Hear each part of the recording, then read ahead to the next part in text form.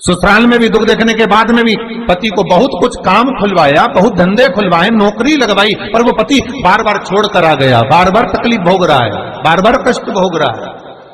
फिर थोड़े दिन काम करता है, थोड़े दिन छूट जाता है, फिर व्यापार में बढ़ता है, फिर छूट जाता है, फिर कोई दुकान खुल गई, थोड़े दिन अच्छी चली, फिर वापस वहीं घर पर आकर बैठ गया, अर्थात उसके जीवन में वो शूलता चल रही है। तो बाबा देवाधिदेव महादेव कहते हैं ये 3 घड़ी 3 पल 3 नक्षत्र 3 समय 3 दिन में जो शूल मुझे समर्पित करता है उसके जीवन से मैं शूल हटा देता हूं। वो 3 दिन लिखे स्कंद पुराण में।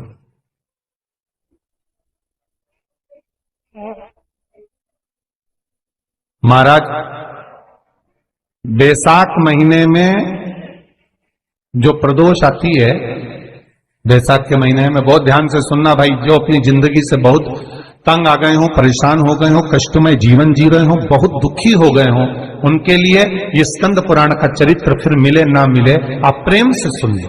आओ, पहला बैसाख महीने की प्रदोष,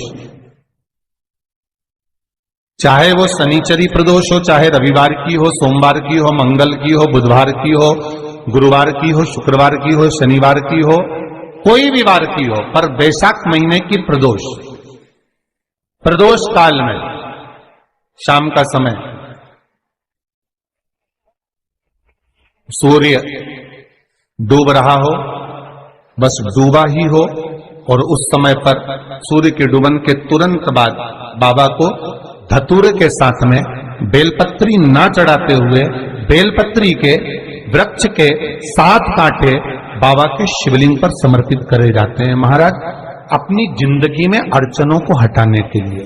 फिर आप जिस व्यापार में उतरे, जिस व्यवसाय में उतरे, जिस नौकरी में उतरे, आप दिल से करें, आपको तरक्की मिलेगी। आप हार नहीं सकते, नीचे नहीं आ सकते, उन्नति पर ही चढ़ेंगे। एक वैशाख मास की प्रदोष, दूसरा शिवरात्रि के दिन मध्याह्न का समय। महाराज जो बड़ी शिवरात्रि होती है माघ की, बड़ी शिवरात्रि के अंतर्गत मध्याह्न का समय, दोपहर के ठीक 12 बजे, चाहे फिर वो कोई भी दिन हो महाराज, शिवरात्रि जिस दिन पड़ रही है,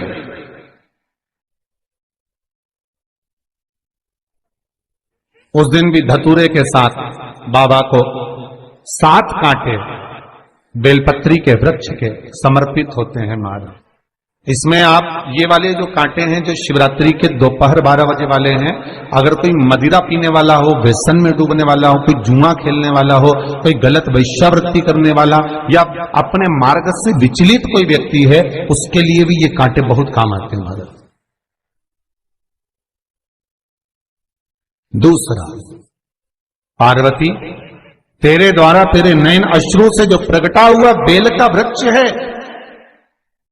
द्वितीय शूल मैं वहां धारण करता, तृतीय शूल, तीसरा शूल जो वर्णन करा गया महाराज। भगवान श्रावण के महीने में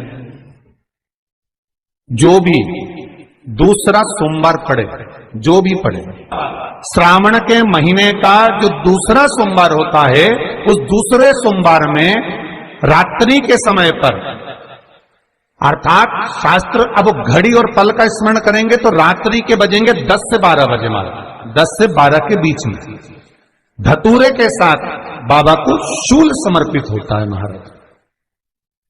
ये भी हमारी बाधाओं को, हमारी तकलीफों को, व्यापार व्यवसाय के लिए, नौकरी सर्विस के लिए, बहुत सारे एग्जाम में आप बैठ लिए, गवर्नमेंट एग्जाम के लिए बैठ लिए, नहीं हो रहा, ये 3 बार मेरे शंकर को बेलपत्री के वृक्ष के शूल समर्पित होते हैं, उसका आनंद पाना और उससे अपने को सुख प्राप्त करना।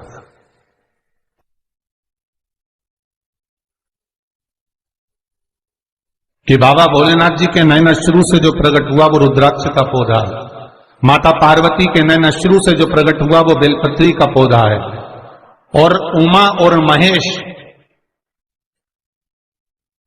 जिस महेश के वंशज है महेश्वरी, जिनकी 12 खाम प्रगटी है भगवान महेश के द्वारा, वो महेश और उमा और महेश का जो चरित्र है कि उमा और महेश का जब प्रागट्य हुआ, उमा और महेश जब दोनों आनंद में विभोर होकर जब चलते हैं और दोनों के बैठने से तप मुद्रा से जो पौधा उत्पन्न होता है वो शमी का पौधा।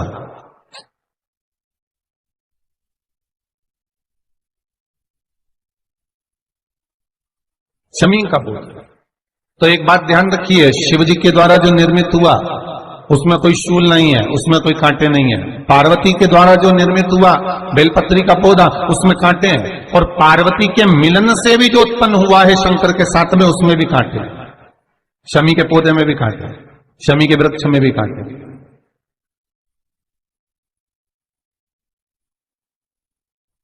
तो पार्वती जी स्कंद पुराण में प्रश्न कर रही हैं भोलेनाथ जी से कि प्रभु मुझे ये बताओ कि आपके द्वारा जो निर्मित हुआ उसमें शूलता नहीं है,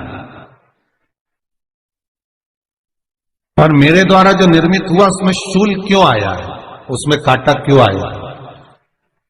थोड़ा सा माताओं, मेरी जीजियों, आपको थोड़ा बुरा तो लगेगा इस प्रसंग को सुनकर, पर लग जाए, पर आज कथा निकली है तो सुन लो है?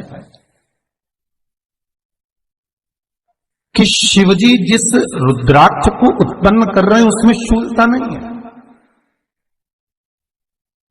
पर पार्वती जी जो संग में मिली हैं उसमें भी शूलता है, और पार्वती के द्वारा जो प्रकट हुआ बेलपत्र उसमें भी शूलता है।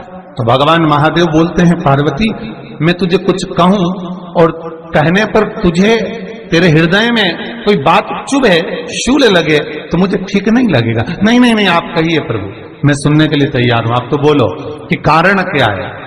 भगवान कहते हैं, पार्वती बस अंतर इतना है, नारी का जो स्वभाव होता है, स्त्री का जो स्वभाव होता है, उसके हृदय में छोटी छोटी बात के शूल बहुत होते हैं।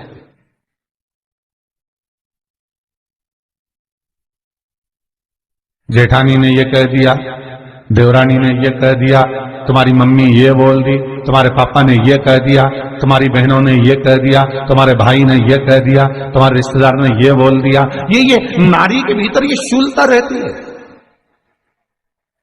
तो पार्वती जी बोली कि जितना तप आपने करा उतना तप मैंने करा, और जितनी साधना आपने करी उतनी साधना मैंने करी, और जितना आराधना दिल से आपने करी उतनी आराधना दिल से मैंने करी, फिर इसमें शूलता कहां से आ गई? भगवान शिव बोले, बस पार्वती बात इतनी सी है कि जब मैं आराधना करने बैठता हूं तो मेरी दृष्टि में सम्मुख में कुछ नहीं होता। जब मैं आराधना करने बैठता हूं तो मेरी दृष्टि में, मेरे सम्मुख में कुछ नहीं होता कि कौन ने क्या करा है, कौन ने क्या बोला है, कौन क्या कर रहा है, उससे मुझे मतलब नहीं होता, उससे मुझे कोई मतलब नहीं। पर पार्वती जब तू आराधना करने भी बैठती है ना, तो तेरी चित्त वृत्ति में कहीं ना कहीं किसी ना किसी रूप में कोई शूल आ ही जाता है।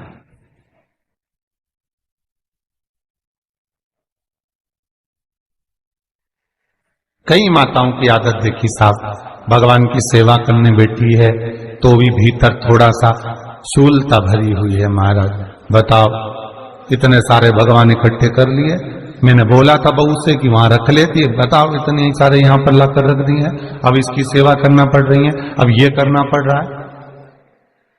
प्रसाद लेने के लिए रसोई घर में गई, भगवान का भोग लगाने के लिए, तो उसमें भी शूलता आ गई। इतने घंटों से मैं सामान ढूंढ रही, फ्रिज में मिल ही नहीं रहा, मैंने रख के गई थी, भगवान जाने कहां चले गए। भगवानों को वस्त्र पहना रही है तो शूलता है। अलमारी का ड्रॉच खोला, इसमें मैंने सामान रखा था, ना जाने भगवान का श्रृंगार कहां चले गया, कौन ने हाथ लगाया, फिर शूलता आ गई। भोजन करने बैठे तो शूलता है, कोई कार्य के लिए जा रहे हो तो शूलता है।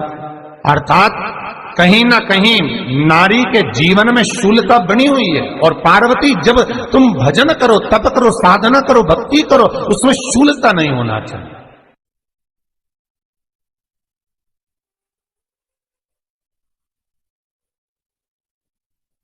पार्वती जी ने कहा, भोलेनाथ तो क्या आप मुझे स्वीकार नहीं करेंगे बेलपत्री के रूप में? क्या मुझे स्वीकार नहीं करेंगे शमी पत्र के रूप में? पद्म पुराण, स्कंद पुराण, लिंग पुराण, नर्मदा पुराण और शिव महापुराण, ये सारी पुराणे वर्णन करती है। पार्वती जी का खंड आनंद वर्षित कर रहा है वर्णन कर रहा है, पार्वती खंड वर्णन कर रहा है, सती खंड वर्णन कर रहा है, उमा संहिता वर्णन कर रही है। क्या आप मेरा ये बेलपत्र का स्वरूप आप धारण नहीं करेंगे? इसमें शूलता इसलिए भगवान कहते हैं नहीं नहीं, धारण तो कर।